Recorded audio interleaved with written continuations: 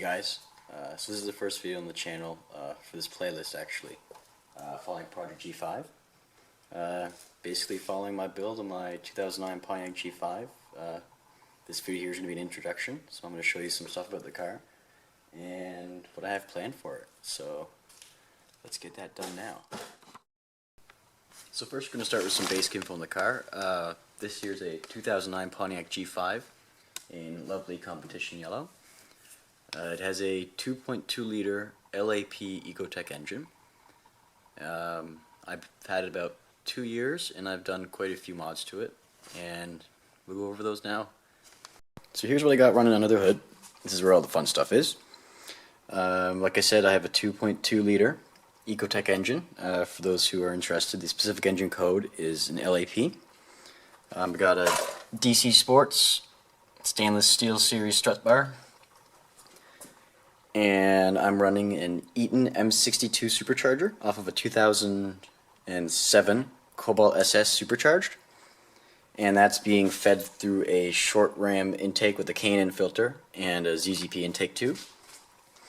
Right now I'm running a 3.1 inch modular pulley from ZZP. Get a shot of that there for you guys. 60-pound injectors tuned by ZZP. Stock intake manifold from a SS Turbo, or an SS Supercharged. And that's about it for under the hood. So now we're moving on to suspension and brakes. I'm running a complete set of shocks and struts off of a Cobalt SS Supercharged. They're a little bit stiffer than what comes stock on a Pontiac G5 GT. And for springs, I'm running a set of iBox Sport lines to get a good 2-inch drop.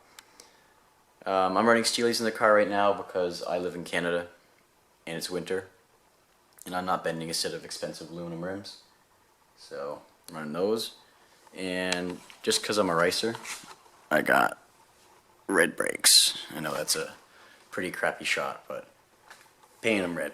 And it's got the bigger front brakes off of a Cobalt SS Supercharged as well. That was my most recent mod. I just finished that up last week, and I got finished up today painting those. I can do a review. I'm planning on doing a review of the kit I used to paint it, so stay tuned for that. It's going to be a long-term review, so expect it in a couple of weeks. So far it's turning out real well. It's kind of cold here, so the paint isn't really setting how I like, but it's doing pretty well. It's not quite there, but it's going. So for exhaust, what I'm running is the stock header with gutted cats and a 2.25 inch cat back exhaust from, I believe it's SRS. It's just an eBay one. It's a fart cannon style because I'm a racer. It does well. I plan on getting some headers and maybe a downpipe, hopefully from ZZP. Get that all set up, and maybe a 2.5 inch exhaust.